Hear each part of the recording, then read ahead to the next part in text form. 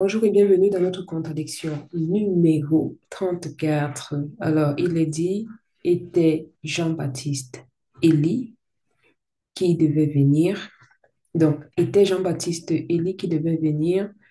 Oui, en se basant sur Matthieu 2, 14 ou Matthieu 17, 10 à 13. Non, en se basant sur Jean 1, verset 19 à 21. Alors, donc, je rappelle que le but de traiter ces contradictions, c'est pour aider les personnes qui ont trouvé en cela une occasion de chute ou alors des chrétiens qui savent bien qu'il n'y a pas de contradiction dans les Écritures, mais qui n'arrivent pas à les lever. Alors, ils se sont basés sur trois textes. Matthieu 2, 14, qui nous dit que Joseph se leva, prit de nuit le petit enfant et sa mère se retirent en Égypte. Donc, je pense que certainement c'est une erreur. Euh, mais dans Matthieu 17, verset 10, il est dit que les disciples lui firent cette question. Pourquoi donc les scribes disent-ils qu'Élie doit venir premièrement? Il répondit, il est vrai qu'Élie doit venir premièrement et il rétablit toutes choses. Mais je vous dis qu'Élie est déjà venu et ils ne l'ont pas reconnu et qu'ils l'ont traité comme ils ont voulu. De même, le Fils de l'homme souffrira de leur part. Les disciples comprirent alors qu'il leur parlait de Jean-Baptiste. Non, ils ont utilisé ces deux passages pour dire oui, c'est que Jean-Baptiste était Élie. Et le passage qu'ils ont dit non pour dire qu'il y a une contradiction, c'est celui de Jean 1, verset 19, qui dit, voici le témoignage de Jean. Lorsque les Juifs envoyèrent de Jérusalem des sacrificateurs et des Lévites pour lui demander, toi, qui es-tu? Il le déclara et ne le nia point. Il déclara qu'il n'était pas le Christ. Et ils lui demandèrent, quoi donc, es-tu Élie? Et il dit, je ne le suis point. Es-tu le prophète? Et il répondit, non. Et par la suite, si on lit par la suite, il va dire qu'il n'est que la voix de celui qui crie dans le désert pour pouvoir préparer le chemin du Seigneur selon qu'il était annoncé. Alors, quelles sont les possibles raisons que l'on peut donner à cela? La première raison, c'est que donc, j'explique bien pour ceux qui n'ont pas compris. D'une part, Jésus va dire que Jean-Baptiste était l'Élie qui devait venir. Et de l'autre part, quand on demande à Jean-Baptiste, est-ce que toi tu es Élie? Il dit non, je ne le suis pas. Donc, c'est dans ces deux passages qui forment une confusion. Jean-Baptiste était donc qui? Alors, on a deux. Moi, je propose, hein, c'est que selon la connaissance en partie que j'ai reçue, il y a deux propositions, il y a deux façons d'expliquer. Voilà, donc c'est pas exhaustif. Voilà. Alors, la première hypothèse, hein, ou bien le premier justificatif que moi je peux donner à cela, c'est que Jean-Baptiste ignorait lui-même qui il était. Donc, ça, c'est une possible compréhension. C'est que Jean-Baptiste était plus conscient de sa mission ou bien de son identité en tant que la voix de celui qui crie, plutôt que de son identité étant en tant qu'une personne sur qui habitait, dans lequel habitait l'esprit d'Élie. Alors, il faut savoir que Dieu peut souverainement décider de cacher à quelqu'un sa propre identité spirituelle. Dieu peut souverainement décider de le faire pour plusieurs raisons, parmi lesquelles on peut juste citer le fait qu'on doit rester humble. Donc, le fait que le Seigneur veut nous maintenir humbles, il peut souverainement décider de ne pas nous faire voir toute la grâce et la splendeur qu'il a mis sur nous, mais de faire voir ça à d'autres personnes. Donc, parfois, tu peux te trouver dans des situations où les gens te disent, mais écoute, tu sais, quand tu fais ceci, c'est très bien. Et toi, tu dis, ah bon, parce que tu n'en étais pas conscient. Et le fait parfois que tu n'es pas conscient de cela dans son entièreté, bien tel que les autres le perçoivent, ça peut te maintenir dans une certaine humilité, te permettant de conserver ton cœur toujours dans la recherche de l'acquisition de nouvelles compétences dans le domaine dans lequel tu es doué. Alors, c'est par exemple le cas de Job. D'accord? Job n'était pas conscient de toute la louange que Dieu rendait à son sujet. Mais voilà, le Seigneur et ça permettait à Job de pouvoir continuer à le chercher, tandis que si peut-être Job attendait entendait tout ce que Dieu disait de lui, comment Dieu s'en vantait, peut-être qu'il serait tombé dans l'orgueil. Alors, euh, on peut retrouver cette façon ce procédé du Seigneur dans les Écritures avec plusieurs personnes. Donc, des personnes qui n'étaient pas conscientes quelle était la réponse à une voix prophétique qui avait été avant qu'elle. Alors, on a ici, par exemple, le cas de Cyrus, roi de Perse. Les Écritures nous disent dans Esdras 1, verset 2, Cyrus, roi de Perse, va dire, Yahweh, le Dieu Tout-Puissant, m'a ordonné de lui bâtir une maison à Jérusalem. Qui sont ceux qui sont de son peuple et qui veulent s'y attarder, qui se lèvent et qui aillent? Et donc, le Seigneur va réveiller 50, d'esprit de 52 000 personnes qui vont descendre avec Esdras pour pouvoir rebâtir le temple. Alors, Cyrus, roi de Perse, et ce qu'il a fait avait été annoncé avec Ésaïe le prophète dans Ésaïe 45, verset 13, où Ésaïe dit, je vais susciter mon serviteur Cyrus qui me rebâtira la ville. Et donc, est-ce que Cyrus était conscient qu'il était une réponse à une prière? Je ne le sais. La Bible ne mentionne pas maintenant. Est-ce que Cyrus lisait la Torah? Est-ce que Cyrus était conscient qu'il était le résultat d'une prophétie qui était 140 à 200 ans avant Jésus-Christ? Parce qu'il faut dire que le roi Cyrus a régné en 500 ans. J'ai préféré faire des recherches pour montrer la différence d'âge qui s'est la période, le temps qui s'est écoulé entre la prophétie qui a été donnée sur Cyrus par le prophète Ésaïe à l'accomplissement. Donc, ça veut dire que celui qui avait prophétisé lui-même était décédé et beaucoup de personnes étaient décédées entre-temps. Mais l'accomplissement est venu. Ésaïe a dit 140 à 200 ans avant la naissance de Cyrus, qu'il y a quelqu'un qui va, vous allez aller vous serez exilé, vous allez aller en déportation, mais sachez qu'un jour, Dieu va susciter quelqu'un qui va s'appeler Cyrus, et c'est lui qui va vous faire revenir sur ce lieu-ci pour commencer à rebâtir des ruines. Donc, Cyrus était la réponse, tout comme Jean-Baptiste était la réponse. Mais est-ce que Cyrus était conscient? La Bible n'en parle pas. Mais probablement qu'il n'était pas conscient, il a juste reçu cet ordre du Seigneur. Mais probablement qu'il n'était pas conscient qu'il y a 200 ans, il y a quelqu'un qui a prophétisé sur lui avec précision, donnant son nom. Alors, ce n'est pas un cas isolé. Il y a également le cas de Josias dans les Écritures. Donc, il y en a ici. On dit cette diapo par le bas. Josias a opéré, était l'accomplissement d'une prophétie qui a été donnée 300 ans avant sa venue. Donc, il faut dire que lorsqu'il y a eu la scission d'Israël en deux royaumes, c'est-à-dire en 10 tribus et ont formé Israël, et deux tribus plus la tribu de Lévite ont formé Juda. Et la tribu d'Israël, composée de 10 tribus, a été donnée à Jéroboam. Mais il se trouve que Jéroboam est celui qui a introduit le veau d'or en, en- en Israël, qui n'a jamais quitté Israël jusqu'au jour où ils ont été déportés par Salmanasar, roi d'Assyrie. Et donc, pendant que Jéroboam était en train d'inaugurer ses premiers sacrifices sur le veau d'or, il y a un prophète appelé le jeune prophète dans 1 roi 13 qui a prophétisé en disant à Jéroboam que un jour va se lever un homme qu'on appelle Josias, et sur cet autel-là sur lequel tu es en train de brûler de l'encens, il va brûler les os des prêtres, de leurs prêtres dessus, des prêtres du veau d'or dessus. Donc, Josias donc, arrive 300 ans après. Il faut dire que le prophète avait prophétisé en disant, il va s'appeler Josias. Donc, Josias arrive 300 ans après et lui-même n'est pas conscient qu'il est le résultat d'une prophétie.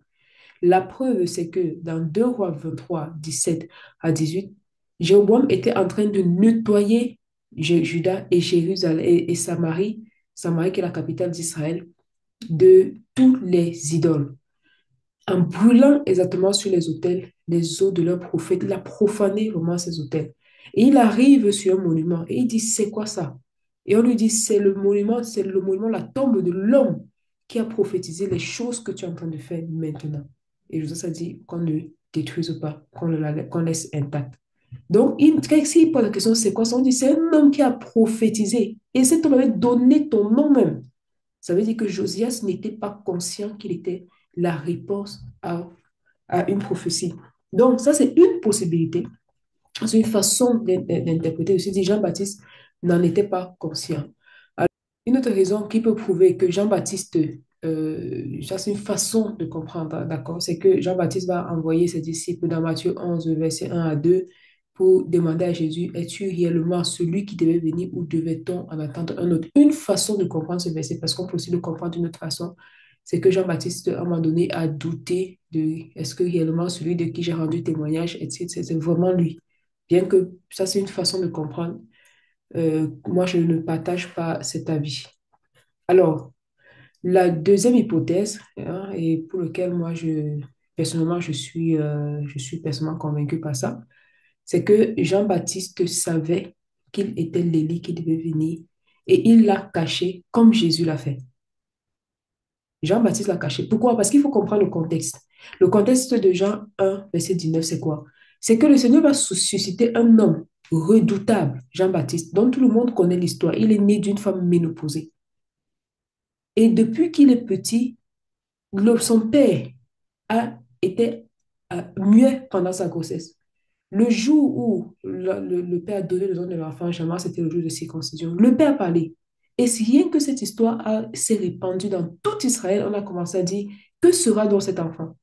L'enfant a grandi à un certain moment, il est allé vivre dans le désert. L'enfant ne mangeait que les sauterelles et le miel sauvage jusqu'à ce qu'il grandisse. Donc, l'historique de cet enfant était quand même hors de commun. Et il se lève maintenant, un jour, il commence à parler au désert comme un fou. Il commence à prêcher au désert. Il prêche au désert. Et les gens qui de nulle part, ils viennent le voir. Et il commence à baptiser. Et il avait un message percutant. Et il était lui-même d'une atmosphère terrifiante, se vêtissant pas comme les gens se vêtissaient à son époque. Il portait un manteau de poil de chameau avec une ceinture en cuir. Et il ne mangeait pas. Donc, il était étrange de par sa façon d'être. Non seulement son message, mais c'était déjà un homme physiquement étrange, au niveau de sa discipline de vie étrange, dans le lieu où il vivait étrange. Donc, il était étrange. Et malgré le fait qu'il avait un message qui amenait les gens à la repentance, il ne faisait pas de panneaux publicitaires pour partir chercher les gens ici et là. Les, les, les, les, les- les pharisiens, les juifs ont quand même envoyé des prêtres et des sacrificateurs, là, les gars qui maîtrisent la Torah, pour dire à Jean-Baptiste, qui es-tu? Toi, tu es qui? Et Jean-Baptiste va leur dire, non, je suis pas le prophète, je suis pas Élie, je suis pas ceci. Pourquoi? Parce que le Seigneur dit, si vous ne croyez pas moi, croyez au moins aux œuvres. Ne serait-ce que la prédication qui est aussi percutante. Vous ne comprenez pas que je suis envoyé de Dieu. Donc, comme hein, et les pharisiens aussi demandaient à Jésus, dis-nous dis-nous, est-ce que tu es le Messie? Donc, tout ce que Jésus faisait là, ils n'ont pas vu. Parce que c'était quelque chose d'étrange à leur époque où Dieu avait laissé le peuple pendant longtemps sans plus leur parler. Donc, quand Jean-Baptiste, pour moi, il a vu cela, dit non, si vous attendez que je vous dise que je suis Élie pour que vous croyiez en moi, je ne vous dirai pas. Je suis juste la voix de celui qui crie dans le désert. Il a fait ceci parce qu'il a vu à Jésus. Et Jésus aussi a fait cela parce qu'il a vu au Père. Et Ésaïe nous révèle dans Ésaïe 45, verset 15. Ésaïe dit à Dieu, réellement tu es le Dieu qui te cache. Donc le Père lui-même se cache. Pourquoi? Parce qu'il veut que sa connaissance soit donnée par révélation.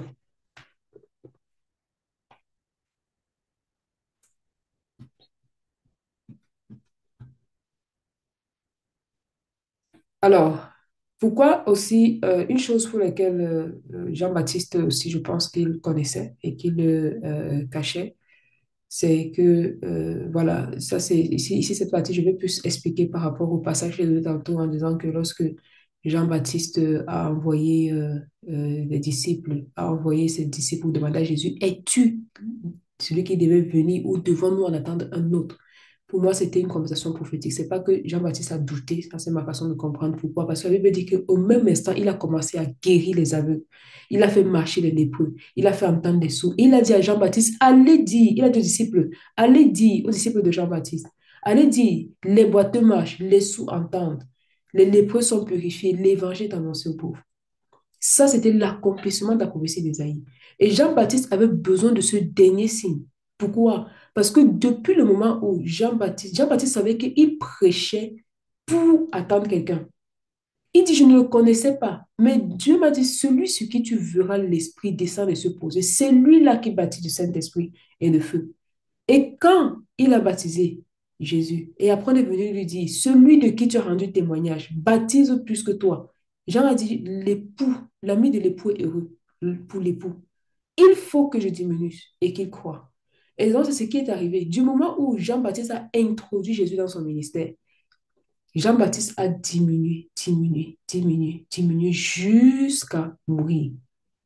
Et donc, Jean-Baptiste avait besoin que Jésus montre que cette prophétie d'Ésaïe est accomplie. Donc, c'est un code entre les deux. Est-ce que tu es celui-là? Jésus n'a pas dit oui, je suis celui-là ou quoi que ce soit. Il a commencé à guérir, il a dit, prononcer exactement les paroles de la prophétie. Allez-y à Jean-Baptiste. Les aveugles voient, les sourds entendent, les lépreux sont purifiés, l'évangile est annoncé aux pauvres. Exactement cette phrase de prophétie pour dire Jean-Baptiste s'est accompli. Et donc, qu'est-ce que Jean-Baptiste a fait? Jean-Baptiste, toujours, parce qu'il devait diminuer jusqu'à mourir, qu'est-ce qu'il a fait? Il a commencé à prêcher un message. Bon, il y en a qui trouvent que c'est un manque de sagesse, mais honnêtement, si on veut être honnête, je pense qu'à un moment donné, il faut qu'on ait assez d'humilité et de respect quand même pour ceux qui nous ont précédés. Beaucoup de personnes croient que c'est parce qu'un prédicateur est moins jeune que, il s'est égaré à un moment donné, il a perdu l'intimité avec Jésus et tout ça. Non, il faut qu'on arrête. Il y a des gens qui paraissent comme le Fils et qui disparaissent. Qui racontera sa postérité? Il a été retranché. Il y a des gens comme ça. On dit, ouais, tel prophète est moins jeune, Kakou, c'est vrai, moins jeune, il manquait de sagesse. Il a manqué de sagesse. Bon, ceux qui sont sages là, hein, il n'était plus en intimité avec Jésus. Ceux qui sont en intimité avec Jésus, montrez-nous vos œuvres. Montrez-nous vos œuvres. Montrez-nous votre foi par vos œuvres. Et on vous montrera les œuvres de Kakou avec sa vie que vous savez qualifier de pas assez intime avec le Seigneur. Je pense qu'il faut à un moment donné qu'on arrête. Donc, ceux qui ont trouvé que Jean-Baptiste a manqué de sagesse, voici ce que moi je pense. Jean-Baptiste, du moment où il a introduit Jésus, c'est comme Jacob et Ésaü ne pouvaient pas vivre à Canaan ensemble. À un moment donné, quand les richesses sont devenues grandes, la Bible dit que Ésaü s'est retiré. Il est parti à la montagne de Séir. Il a laissé Canaan à Jacob. Donc, Jésus et Jean-Baptiste ne pouvaient pas exercer à la même époque. Ce n'était pas possible. Jean-Baptiste avait accompli sa mission. Et donc, Jean-Baptiste, pour qu'il meure, qu'est-ce qu'il a fait? Il a commencé à prêcher le message en disant à Hérode, il ne t'est pas permis que tu épouses la femme de ton frère. Et c'est par ce message que Jean-Baptiste est mort. Pourquoi? Parce qu'il existe une sagesse dans le royaume de Dieu qui consiste à, lorsqu'un homme a fini sa mission, à prêcher un message qui va pousser les gens à le tuer, à mettre fin à sa vie. C'est la même chose que Jésus a fait. C'est la même chose. Et si beaucoup de personnes sages de notre époque diraient, Jésus a manqué de sagesse. Quand Jésus est entré à Jérusalem, il a eu un accueil triomphal de part des foules, des milliers. Mais ce n'est pas cette foule qui avait accueilli Jésus triomphalement qui devait être capable de crucifier Jésus. Il était trop aimé et les gens lui avaient trop montré de l'amour. Et donc, qu'est-ce que Jésus a fait? Jésus devait faire quelque chose qui devait les mettre dans la disposition de le crucifier. Et donc, le lendemain, il est allé au temple et il a tout renversé. Il a commencé à dire, détruisez ce temple, je le rebâtirai en 3 jours. Il a commencé à faire des choses qui devaient les choquer et qui devaient les rendre capables de le crucifier. Donc, ça, c'est la sagesse de Dieu. Si c'était nous aujourd'hui, on devait dire que non, Jésus a manqué de sagesse. Comment il peut partir au temple et renverser les choses? N'a-t-il pas vu que là-bas, il y a ses papas, ses mamans, ses vieillards et tout? N'a-t-il pas vu, hein? Quand tu te mets là devant les pharisiens, tu parles, tu parles. Il faut avoir la sagesse. Et beaucoup auraient qualifié Jésus de passage. Mais nous ne connaissons pas les voies de Dieu. Il est bon que chacun marche selon la part qu'il a reçue. Ne sont pas trop de dire non, les ministères manquent de sagesse, les ministères laissés. Si le serviteur de Dieu est debout, il est assis, il est couché, ça engage lui et son maître. Que chacun marche selon la part qu'il a reçue de Dieu. Donc, ça, c'est ma compréhension. Jean-Baptiste savait qu'il était l'Élie, qui devait venir, mais il n'avait pas besoin de le dire à ces incrédules qui voulaient seulement qu'on leur dise que oui, voici Élie, oui, Jésus-Christ de Nazareth. il sauve. Oui, mais pourquoi il est né de Nazareth? On sait que le Messie vient de Bethléem. Il fallait que ce soit Jésus-Christ de Bethléem. Oui, mais pourquoi il est de Bethléem? Il faut que le Messie vienne et qu'on ne connaisse ni son père, ni sa mère. Mais lui, on connaît son père, sa mère. Donc, même s'il fait n'importe quel miracle, on ne croit pas. Parce que, donc, il voulait seulement un truc surnaturel. Faites descendre, fais un miracle pour que nous croyions en toi. Et Jésus dit, je ne vous ferai aucun miracle. Le miracle dont vous avez droit là, c'est le miracle de Jonas. Donc, c'était pour répondre à un peuple incrédule. En conclusion, Jean-Baptiste, il n'y a pas de contradiction, bien évidemment. Jean-Baptiste n'a pas voulu révéler son identité. Soit que il ignorait, mais je pense qu'il le savait. Et il a fait comme Jésus. Jésus avait même refusé plusieurs fois qu'on dévoile son identité. Quand on voulait dire, tu es le Fils de Dieu, dit, tais-toi. Parce qu'il voulait que la connaissance de qui il est soit donnée par révélation à celui qui est en intimité avec son Père. Que la grâce et la paix de Dieu nous soient données. Amen.